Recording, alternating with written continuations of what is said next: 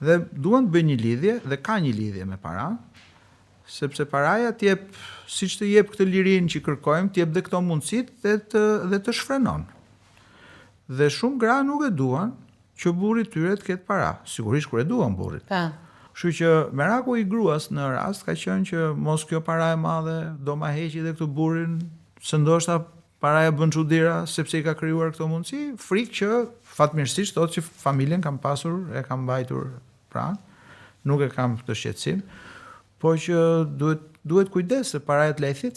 Për pak u lehthit, sa su lehthit, se Kristiani nuk do ta ketë problem që e them këtë fjali, edhe Kristiani, i cili është studenti i financës në Shtetet Bashkuara të Amerikës. Ai thoshte që lidhte vlerën personale me pamjen, shpenzonte për qejf dhe për imazh. Dhe tani po përpiqet, Eral ndoshta do ta ndihmosh këtu në këtë pikë të mësoj kursimin. Dhe ai gjithashtu kam dhe histori mish kur vinte në Shqipëri, domethënë se çfarë bëjnë për të dukur. Kristian. Përshëndetje. Më thuaj pak se duke lexuar historinë tënde më bëri përshtypje fakti që tani po mësohesh të edukohesh se si ta menaxhosh paranë, sepse e ke pasur dhe sidomos dhe në Shqipëri e ke lidhur gjithmonë me pamjen, me shpenzime për qef. Si e rritur ti nga gjendja financiare? Në familje unë kam qenë, neve kemi qenë një familje thjesht, domethënë prindrit e mi kanë bërë punë të thjeshta dhe kam pas gjithmonë problem me veten që nuk isha mundësi për shembull të vishja ndonjë brand apo diçka që doja, dhe gjithmonë kur shikoja që njerëz të tjerë sidomos moshatar të mi në shkollë visheshin me outfite nga më të ndryshmet, e kam pas gjithmonë lakmi, le të themi, dhe që atëherë kur u rrita, domethënë që u mbusha dhe moshën për të punuar, fillova dhe punova dhe krijova këtë idenë që çdo gjë është për pamje dhe çdo gjë ishte sa për status. Dhe tash që jam 28, e kuptoj në një mënyrë ndryshe se çfarë do thotë vlera e paras. Si e kuptove këtë ti? Çfarë ndodhi që e kuptove? Po e kuptova sepse unë lëviza jashtë Shqipërisë edhe në Shtetet Bashkuara të Amerikës ku jam unë në New York. Tu nuk e vret njeri mendjen se si dukesh. Ti mund të jesh një person shumë i pasur edhe mund dalësh në rrugë me një t-shirt edhe me një paltut edhe nuk është problem. Kurse në Shqipëri, domethënë, sidomos në këtë periudhën e fundit që isha dhe që vizitova, u ndjeva prap inferior ndaj shumicës, sepse unë jam mësuar këtu me outfitet e përditshme, domethënë me veshjet përditshme që kushtojnë shumë. Edhe atje kur e pash që vijon akoma ideja e të harxhuarit $100-200 ose euro për një bluzë ose për një palë pantallona. Po këtë e vure re tani prap, domethënë kur e pe që vazhdon dhe kjo, si u ndjeve ti këtu kur shije këta shokët tu që harxhonin? Unë isha në jug një experience komplet personale dhe kam harxhu $3,000 për 3 ditë. Qa bëre me $3,000 për 3 ditë? Se shumë është. Pagova hotelin me booking, hëngrëm, konsumuam dreka dhe darka, që ishin dikute €100 për drekë dhe për darkë. Pjesa tjetër që ishin pastaj party që shkuam party, në fund të ditës që bëra llogarin, $3,000 kanë shku për atë fundjavën në jug. Te këto shpenzimet që bëre gjatë fundjavës në jug, kishte impakt edhe fakti që ti kishe ardhur nga Amerika dhe duhet të tregoj që ishe mirë atje për shokët e tu, pra ke qerasur, e ke pasur dhe këtë si nevojë tënde për ta dëshmuar që unë me që kam ardhur. Kam përshtypjen se edhe ti e kupton, për shembull, unë kur vi atje gjithë sulen. Si shkon, sa ke rrogën, pjesën familjare po edhe pjesën shoqërore që kam. Kështu që nuk e kuptoj këtë fiksimin që kanë me sa ke rrogën, sa merr, sa leke, sa ke sjell me vete.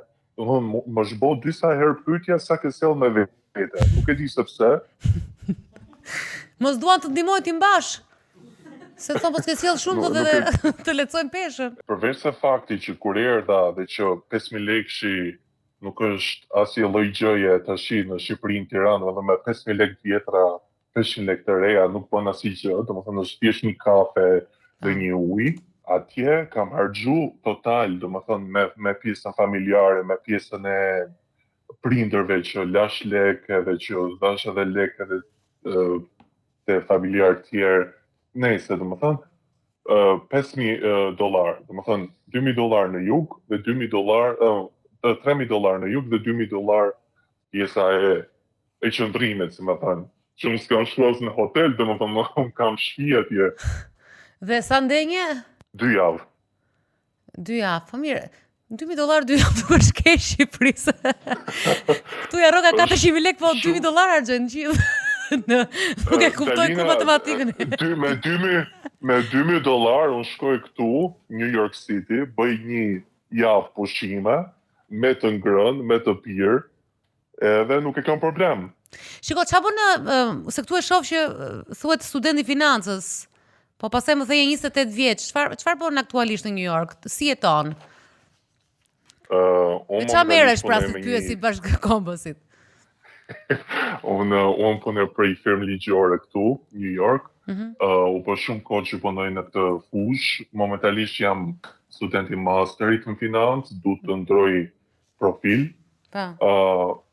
Dhe me aq sa kam kuptuar, domethënë këtu shkolla është qelsi i vetëm i të bërit lek. Domethënë nëse në Shqipëri kam njoft miq që punojnë bashki, njoft djem prokurorësh, njoft çuna dhe goca që kanë pas prindrit pjesë gjykatave dhe që sot e kësaj dite, domethënë bëjnë një jetë luksit papam që harxojnë deri në €2.000 për dalje për ditë, domethënë nuk e di se si ja bëjnë.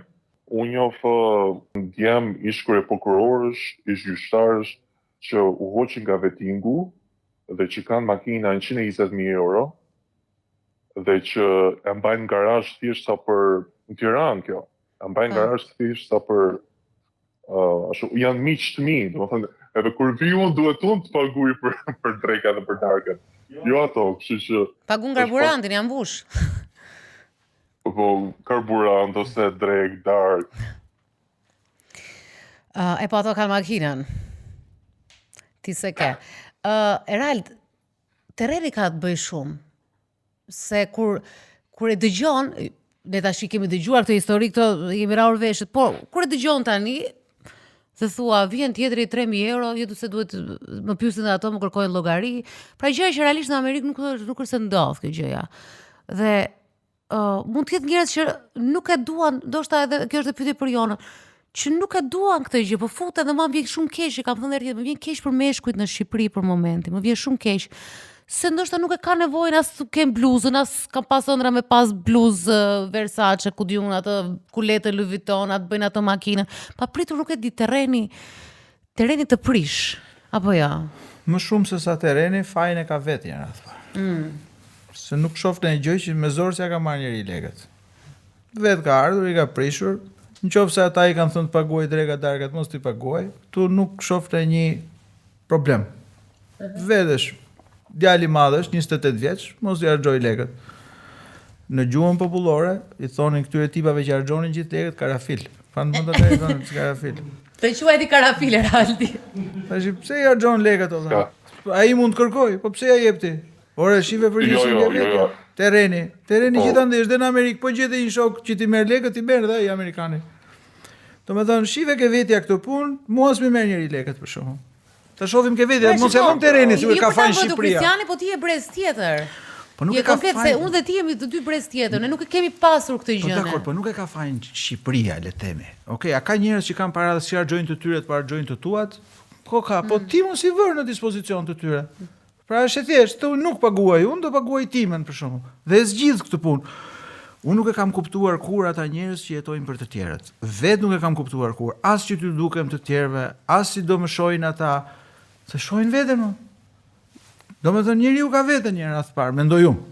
Pastaj ka të tjerët. Pa ta mendoj që ne nuk kemi shumë kohë të prezantojmë për vlerat tona në këtë botë që ecën shumë shpejt, kështu që bëjmë një hyrje shumë të shpejtë, të shkurtër, për atë që jam unë ose dua të jem, ose dua të shes dhe thot okay, makina, bluza, unë kam vënë re diçka, më ka ndodhur personalisht dhe kam parë se çfarë që të kuptosh, nuk kam ngul te terreni një çik. Kështu që mund ta vazhdojmë diskutimin. Kristian, mund të përfshihesh ti në diskutim, por mora përgjyrime të serialit Snop, na duhej një makinë dhe mora një G-klas të zi të madh, me xhama të zinj. Ja mora dikuj që ka makina koncesionar. Dhe ishte një 6.3. Goxha makinë, binde në sy. Unë e mora përgjyrime dhe nga qefi e mbaja vet. I thoja të tjerëve që si ale njeriu vetëm mua. Dhe unë nuk kisha parë ndonjëherë në jetën time, edhe pse kam qenë në makina të mira, respektin e njerëzve për makinën në këtë vend. Përveç se rrugët hapeshin, edhe atje kur e fut gazet e 6.3 është i kënaq, më fal, nuk është mirë ta them të po, nga ana tjetër e them është kënaqësi shumë e madhe.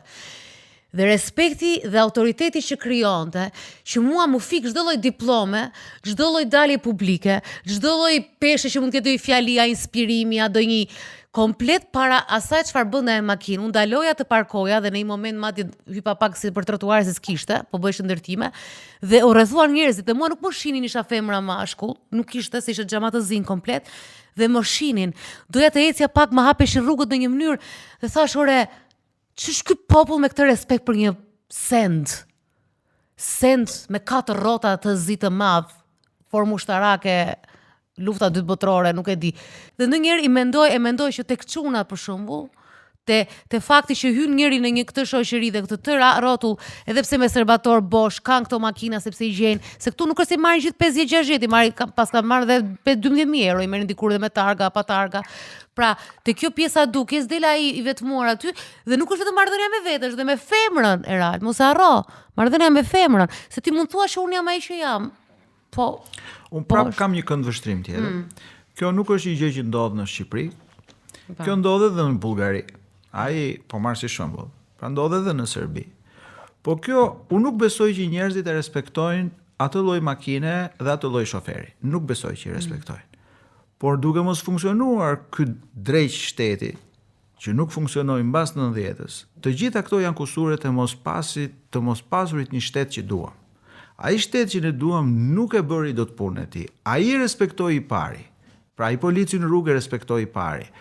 Ky personi, po flas personazhi që ka këto lloj mjetesh dhe këto lloj sjelljesh, filloi të merrte toka, filloi të merrte tendera, filloi të përfitonte nga pushteti. Pra këtë nuk e kemi nga këta individë, nuk e ka fajin popullata, e ka fajin pushteti që na e dha këtë mundësi. Jo, na e dha këtë mundësi që të respektojë këtë, se po e respektoi unë i pari. Dhe këto i kemi peshjesht në vendet, siç thash, Bullgaria, sepse Bullgaria po ashtu kishte jo sa ne, po dhe ato probleme të ngjashme me ne, edhe Serbia probleme të ngjashme me ne, se në vendet të tjera popullata nuk do të di fare se çfarë ke ti dhe çfarë ngjet, sepse shteti atje nuk ja ka dhënë këtë lloj tagri. Nuk i ka thënë shikoje pak këtë banditin. Sepse u mbush Shqipëria kaq e vogël plot me bandit. Dhe kështu ka thënë një zviceran, si ka mundësi tha një vend kaq i vogël tha, dhe të ketë kaq shumë njerëz në përburgje në Europë, se kemi një numër shumë lartë në përburgje. Pra, mos funksionimi i shtetit. Kjo është siç ne jemi të vetëdijshëm, pse nuk funksionon shteti dhe pse nuk ka funksionuar, nuk e bëm dot atë shtet. Kjo është keqardhja ime më e madhe, me thënë drejtën, kur më thonë ne nuk e bëm dot shtetin që duam, nuk e bëm dot që nga fillimi i historisë tonë. Si shtet, që nga vilajetet e perandorisë osmane, nuk e krijuam dot një shtet që ne t'i besojmë, një shtet që ne ta duam. Një shtet që të punojë për qytetarët e tij. Kishim dhe një shtet që funksiononte, shteti monist funksiononte. Ishte një shtet që rregulla kishte, por edhe ai nuk që shteti që donim. Se edhe ishte një shtet represiv, ishte një shtet që një pjesë të popullatës e dëmtoi jashtëzakonisht shumë, varfërinë çoi shumë. Pra dhe ai nuk ishte, dhe kjo është pyetje që e kam thënë herën e parë, si ka mundësi që ne nuk e bëm dot të shtetin që duam. Dhe nuk po e bëjmë dot dhe sot. Ne sot nuk kemi besim ke shteti. Ne nuk e besojmë që shteti do ta zgjidhë këtë problem. Dhe ne shikojmë pastaj këtë sjellje në rrugë, shikojmë këta njerëzit që kanë këto makina dhe themi populli respekton. Populli është viktima. Populli jam i bindur që nuk e dojë një gjë të tillë. As nuk ka për ta respektuar, se nuk ka popull në botë që e respekton. Por në qoftë se ti e vendos në këto kushte, Po ju e vendos ti në këto kushte. Ti kur ti e shikon që ai kalon dhe po themi nuk respekton sinjalistikën, askush se ndalon, atëherë ti thua prit edhe unë çfarë do bëj dhe unë do i hap rrugën se unë do merrem me atë. Kur s'po merret shteti do merrem unë. Nëse unë respektova sinjalistikën thjesht. Nëse ti tregove një histori, po kjo është ajo që ndjeva një lloj përulje ndaj makinës që nuk e kisha. Jo me makina, e ke nga mos funksionimi i shtetit atë përulje, sepse ti e di që aty nuk do t'i ndodhi gjë. Jona, pse i lidhim shpenzime me vlerën personale? Sepse vlerën pikërisht e vendosim një herë vetë, e lidhim, siç e tham, vlerën monetare me vlerën e identitetit ose vetes tonë. Më pas atë që ne, siç po thoj edhe vetë, çfarë të jep shoqëria, edhe ti fillon edhe e përforcon më shumë këtë vlerë dhe të ngjitet më tepër. Më pas fillon edhe bëhet një konfirmim i vazhdueshëm që ty të personifikon në çdo lloj gjëje tjetër. Domethënë mund të avancoj edhe me moshën. Sa më shumë ti rritesh, fillon edhe e mbështet veten tek ajo gjë që po ndërton, pra se si e ndërton veten me atë që ke. Por një rrugtim tjetër i kundër që do të çonte tek diçka më më shëndetshme, do ishte që ne të fillonim të lëviznim egon ton kundrejt nga veshjet që i vendosim, pra nga pasuria, nga sa kemi, drejt asaj që si mund të jem unë pa të. Çfarë mund të jem unë pa këtë pasuri. Pra një konvështrim tjetër që mund ta bëjmë më të qëndrueshëm, siç e tham, atë veten tonë në raport së pari me veten, më pas si na shohin tjerë apo si ne shihemi. Kjo është shumë e bukur. Kristian, kjo vlen edhe për ty. Që sepse unë ndjej Kristianin dhe shumë të tjerë sikur transformohen kur vijnë këtu. Domethënë, okay, është në New York, merr ato vlerë dhe pa pyesur. Unë jam dakord që kur vinë në Shqipëri, unë pa diskutim që transformohen, kam një tjetër mindset, domethënë kam një tjetër qasje ndaj gjërave, sepse është familja, janë të afërmit, janë shoqëria, janë rrethanat, janë media. Ne nuk e kuptojmë. Po, për shembull, unë kur futem në YouTube dhe shoh Franceskën e Big Brotherit që tregon shtëpinë që sa po ka ble, ose dikë tjetër, dhe unë dijem, do më thënë, e pys veten, se si ka mundësi unë këtu me një pagë, realisht, do më thënë, një të keqe, nuk e kam atë mundësi ta blej një apartament në Tiranë. Dhe sot e kësaj dite që po flasim, që po bëhen gati 10 vjet që jam në New York, që s'kam lëviz, nuk e kam mundësi monetare ta blej. Tash i dua ta blej pa diskutim. Dhe zotëria, që sa po tha që se jetojmë për ti, unë nuk jetoj për ti, unë vi 2 javë në Shqipëri dhe bëj atë investim që kam për të bërë dhe unë iki. Unë kur vi në Amerikë, unë kam $100 që më shkon në aksionet të ndryshme dhe që bëhet pjesë e investimeve dhe portfolios time që sapo e kam filluar, po ata të tjerët që i lënë në Shqipëri, ata ngelin në vend numëror, pra nuk e shohin këtë qasje që unë mund të kem, se unë e kam edhe nga arsyeja e shkollës, se shoh për shembull investimet janë më familjare, janë më usual këtu. Aty në Shqipëri nuk kemi investim, ku kemi aksion, ku do i fusësh investimet? Te banka apo kemi dukimin këtu. Aksione nuk bën dot këtu, po bën jashtë aksione, kurse forma tjera investimi ka. Se varet çka kthimi ke në ato investime që bën në Amerikë, sigurisht atje unë nuk po them që Shqipëria është Amerikë, po ka edhe këtu disa forma që ti mund të investosh ato para që ke dhe të marrësh një kthim të kënaqshëm për momentin kur e bën investimin, se edhe normat e interesit nuk janë statike. Po ç'është forma më klasike? Bono thesare, çfarë është? Po ka fonde investimesh që kanë bankat, tash ti përmend dot emrat, se ke thënë mos përmend. Ka banka që ka bono thesari, që janë sigurta, ka eurobondet qeverisë. Pra ka disa forma që ti natyrisht ka depozita, po që ato janë më se varet tash, kanë një përfitim më të ulët, por ndërkohë kanë fleksibilitet më të lartë, se instrumentat financiare janë të ndryshëm. Natyrisht nuk ka si në Amerikë, nuk po them këtë. Po kushdo dhe ka më shumë para, mund të investojë në bursat jashtë. Sot është mundësia, mund të investosh në bursën e Frankfurtit, ka banka që mund ta bëjnë këtë për ty, këtu dhe jashtë. Pra, po të kesh para, të jesh i sigurt që gjenden format për të investuar. Nuk është ky problemi, se ato kanë një kthim caktuar dhe çdo letër me vlerë në bazë të riskut që merr përsipër, varet sa risk do marrësh, varet se çfarë letre blen, se edhe aksione mund t'i blesh lirë. Janë aksione që dhe investimi në aksione, për ta kuptuar, është investimi më riskor nga të gjithë. aksionet, se ne marrim vetëm rastet ku rriten dhe bëhesh milioner, pra që e bleve dhe rritet. Po sa nga ato shkojnë në zero plotësisht? Pra aksioni është letra me vlerë më riskore nga gjitha, natyrisht kur funksionon është edhe më fitimprurësja. Ka mundësi, po sigurisht duhet ketë para. Shqipëria nuk ka aq para në treg. Se po të ketë para, ka mundësi për jashtë. Tash bursat nuk është as bursa e Shkupit, as e Shqipërisë, as e Malitzi, po themi, nuk janë bursa që e Shqipërisë nuk funksionon fare, po dhe tregjet vogla si Shqipëria nuk besoj që do kenë mundësira të tilla. Ne jemi treg, duhet kuptojmë, ne jemi 2.4 milion banor. Tash ne nuk mund të sillemi dhe nuk mund të pretendojmë që jemi, tash kush është Amerika, New Yorku edhe ne. Ne ky vend jemi. Këtë do ta kuptojmë, ne sapo folëm për benzin me fuqi të madhe motorike. Tash to të dyja bashkë nuk rrin dhe aksioni dhe benzin në një vend. Edhe Bea që ishte shumë që punonte dhe ishte koshente për lekët që bënte, që menaxhonte, edhe prap shkoi te benzi. Fute edhe Serbinë dhe Bullgarinë në këtë pjesë, domethënë ajo që e kam parë edhe tek njerëz, ka bërë përshtypje tek njerëz që kthehen pas shumë kohë që kanë qenë që i përshtaten atij vendit, dhe unë prap vazhdoj them që sa përshtaten këtu sikur prishen prap mbas sa kohësh. Që sigurisht që ky vend është i lidhur me atë mark, ka rënë, nuk është ajo më e para markë e shitur, se sigurisht që makinë shumë e shtrenjtë. Kjo ndodhi për shkak të monizmit, për ta ditur njerëzit, sepse byroja politike kishte makinat Benz, Mercedes. Është çudi që vetëm ne i themi Benz, se gjithë bota i thot Mercedes. Po në vendet e tjera, me që jemi për shembull në ish Jugosllavinë, është Audi. Pra, marka e parë që vjen në mendje të një individi që është i pasur është Audi. Në Bullgari po është Audi, në disa vende lindore. Pra makinë luksoze është. Patjetër, po pse është ajo dhe nuk është Mercedesi? Pra ka një tradicion, kanë tradicione që ti lidhesh me një markë të caktuar, edhe Shikoj, ka pas edhe Elver Hoxha Benzin. Domethënë unë prisha e vogël e dija që kishte vetëm një makinë ekzistonte në botë dhe quhej Benz, edhe Aron Romune, po dia quhej Benz luksoze, kështu i kishte emri makina dhe i kishte Enver Hoxha. Këtë mbaj mend unë. Makina dhe ishte e zezë, duhet ishte e zezë. Makina e zezë me shkëlqim quhet Benz edhe ka Xhaxhi Enver. Po Benzi ka qenë ai që dominoi, po themi, imazhin e makinës luksoze, edhe vazhdoi dhe më pas, dhe faktikisht është makinë shumë e mirë, do të themi edhe këtë të vërtetë. Është një super makinë. Po, super makinë është. Po shumë e shtrenjtë. Po. Është e shtrenjtë. Ke diçka Jona për të shtuar për Kristianin?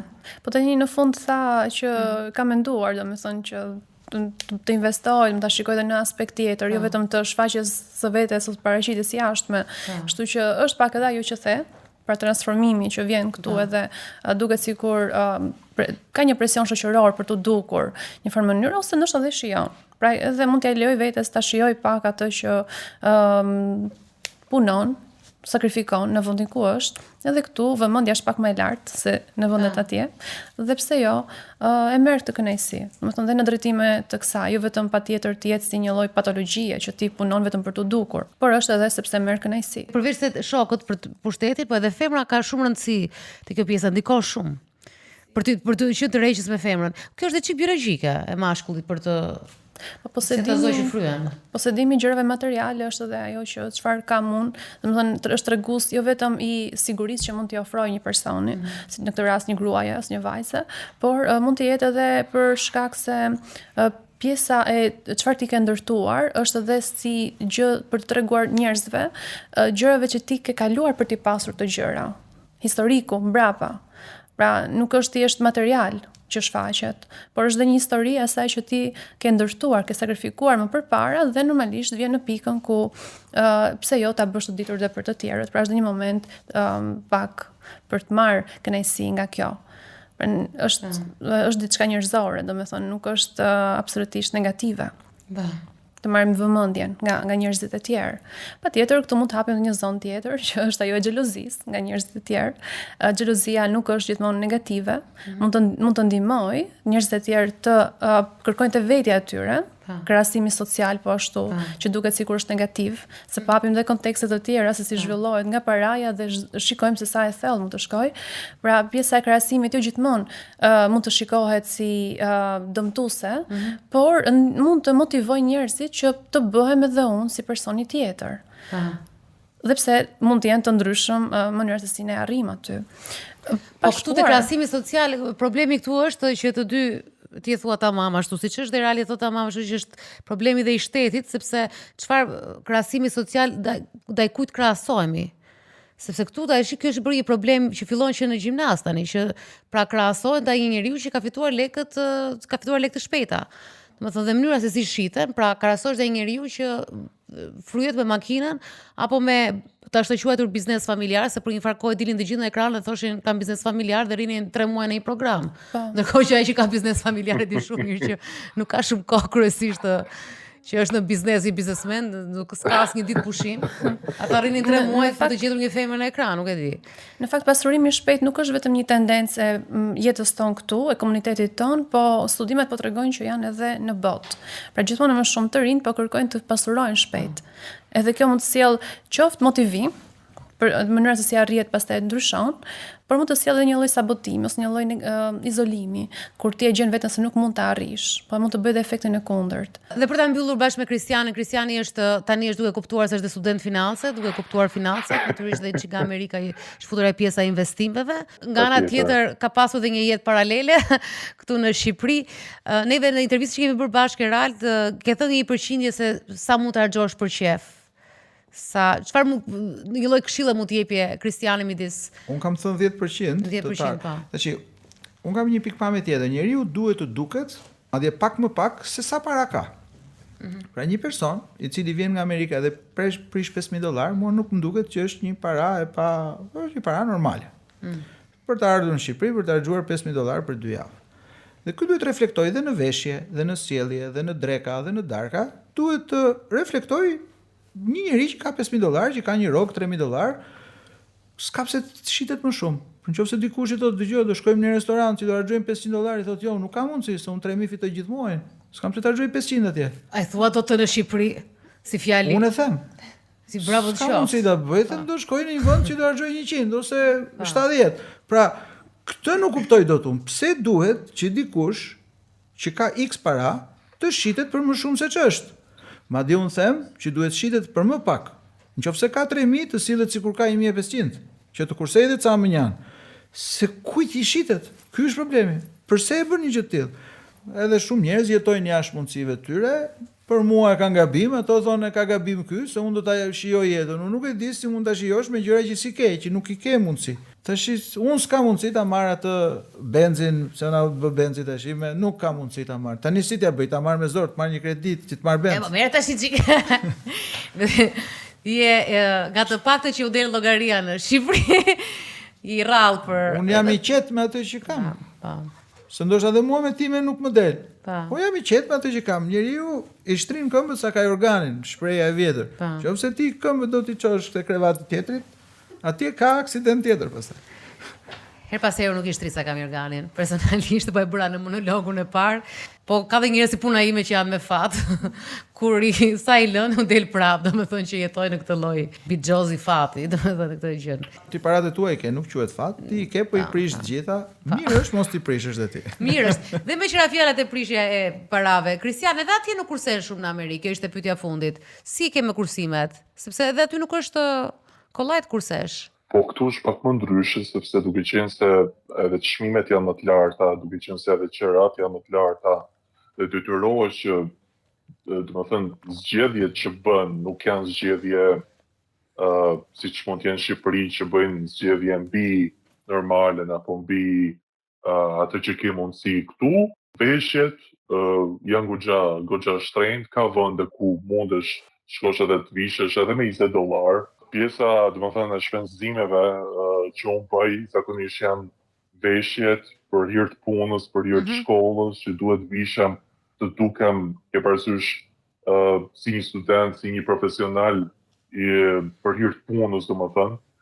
Dhe pjesa tjetër janë thjesht fatura nga më të ndryshme që janë pjesë e jetës, por që shpenzimet e mia nuk janë shumë gjatë periudhës këtu.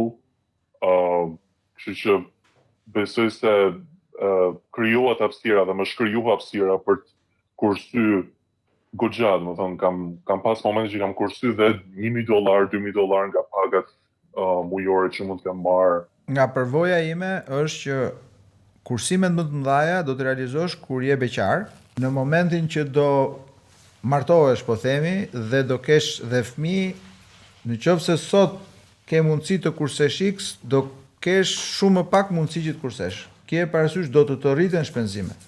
A kuptove, Kristian? E kuptoj dhe e respektoj mendimin e Realit, pa tjetër.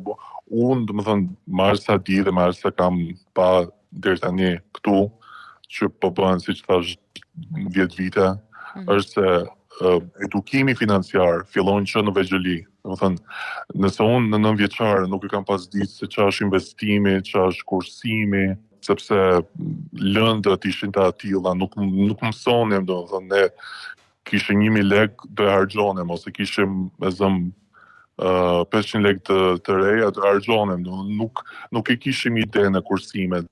Amerikanët, zakonisht studentë amerikanë kanë prindrit që kanë kriju llogari bankare që kur kanë qenë fëmijët 1 vjeç, që kanë filluar me fut nga $100 çdo muaj, dhe ajo ka rrit dhe mbulon shkollën e fëmijëve të tyre. Hebrejt kur bëjnë bar mitzvan, japin çunit lek që ti investojnë lekë të para, ose kinsenjera që bëjnë Meksik. Shiko, kjo kulturë dhe tek ne ka shumë vite, që bankat kryesore kanë ofruar mundësi për të pasur llogari për fëmijët.